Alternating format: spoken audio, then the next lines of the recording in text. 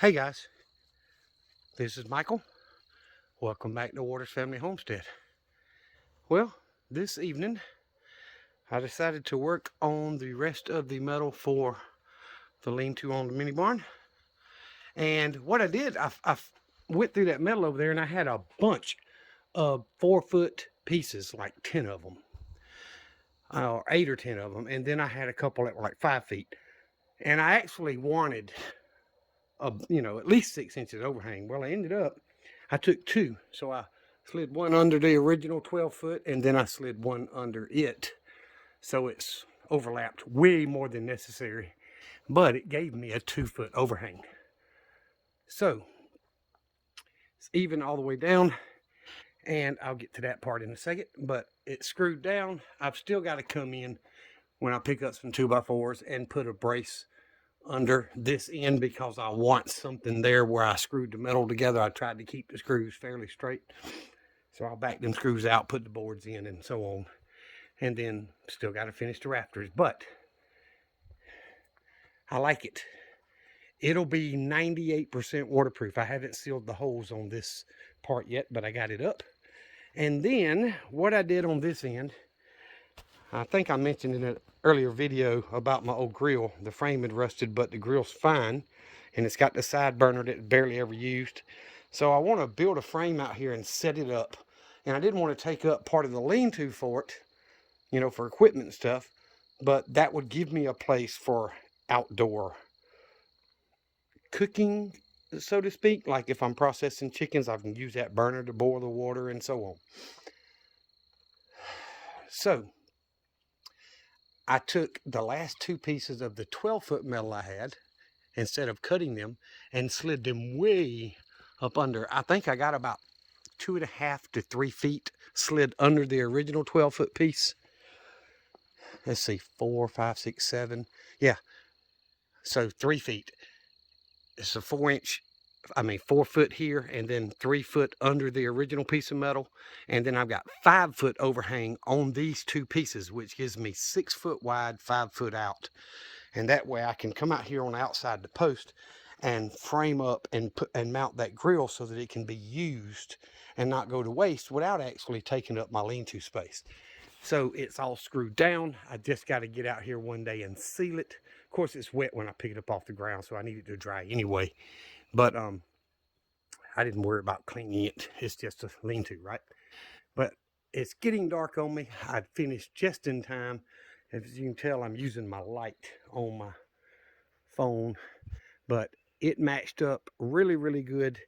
Of course, the metal that I used that was the shorter pieces is that light brown color, but I used all the little 4 and 5 foot pieces I had, and it's all, fairly close enough even all the way across till I get to the 5 foot section. So I'm pleased with that. And I didn't have to cut any of those 20-foot long pieces. So a little bit more progress, guys. And this grill, it may not be my primary grill because y'all know my son bought me that other grill for Christmas, but there was nothing wrong with the grill. I just need new covers for the burners, but it still works. So what I'm going to do is frame it up out here. But if I've got my buddies down and we're doing a field training exercise weekend and we're all out here, there's nothing wrong with them being able to use this grill anytime they want to cook or whatever.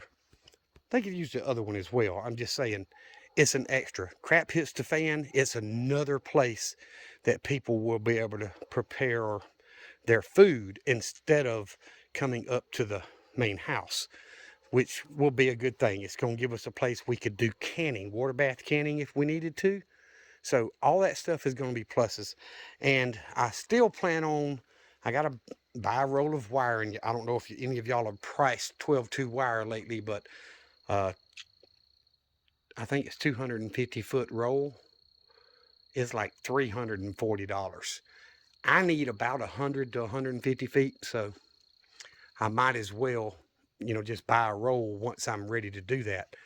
But that floodlight, I bought 3 just like it, and I hooked it up temporary there, and the other 2 worked fine. But this one, the first night, it come on and off like it's supposed to. The second night, it stayed on all night. And I'm like, So I came out and turned the breaker off to it.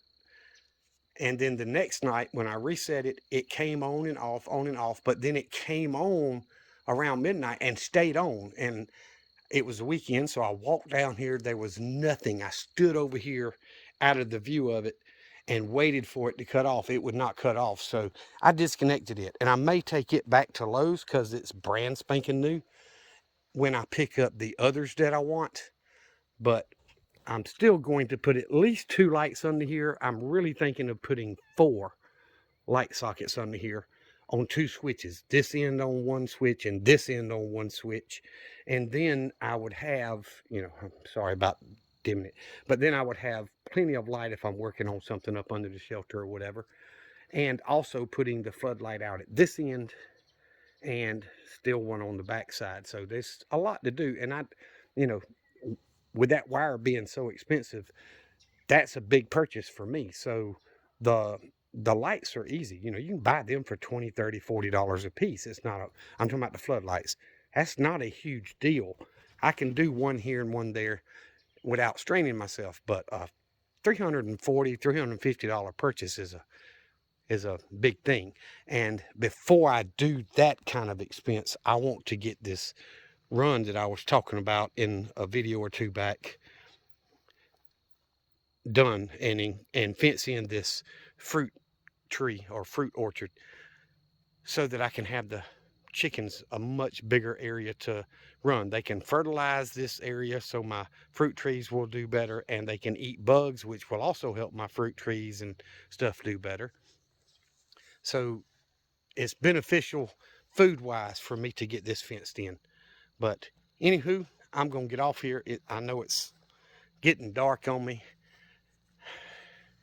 If I take a foot out, step out this side, I've got one of the bulbs screwed out of this floodlight. But yeah, as soon as I start to get to the edge of the mini barn, that light picks me up. So I'm gonna put another bulb back in there, which I've got to buy more. I only had 1 spare, so I need to buy another box. I had a 6-pack. But the LED, it doesn't cost me so much when they do come on. But either way, guys, I appreciate you watching the videos. Give me some feedback. Give me comments. Let me know what you think. Does it look like crap? Because I'm going to buy lumber and frame up under here. So it will have 2x4 framing under it with supports under it. So it's going to be supported off the lean-to. But I've got to, get the lumber to do that. It's not just going to stick out for the wind to take it off. But y'all leave me some feedback. Tell me what you think. Is it a good idea? Is it a bad idea? Whatever. I mean, I can always come in with the what I call electric shears that go in my impact and cut them off, even with the rest of it. And, but I just didn't see a need in wasting that metal. I could have cut 1 sheet in half and had enough to match up with all the rest of it and still had a sheet left over. But what good's 1 sheet of that color and that, going to do me when I've got all this older stuff out here? This is the same profile here, 20-foot long pieces, and that's all I've got left of this profile. And I think there's 2 or either 3 pieces laying there. And then this 12-foot long steel, this is like you would use for a car, not a carport, but a porch or something on the back of your house. That's a steel. That's steel. That's not Galvalume. But then I've got some 8-foot Galvalume that matches that profile, and then I've got some more over here that are longer. But all that except for the 8-foot is steel. So there's no need to waste that. And there's like, I haven't counted, but I was going to move this the other day, and there's probably 10 or 12 sheets, if not more, of that. It's a 2-inch thick stack. And then there's quite a few pieces of this stack over here. So I just wanted to keep that profile around, and there's no need to cut those two pieces when these would do it. So anyway, y'all give me some feedback. I appreciate you watching my videos, listening to me.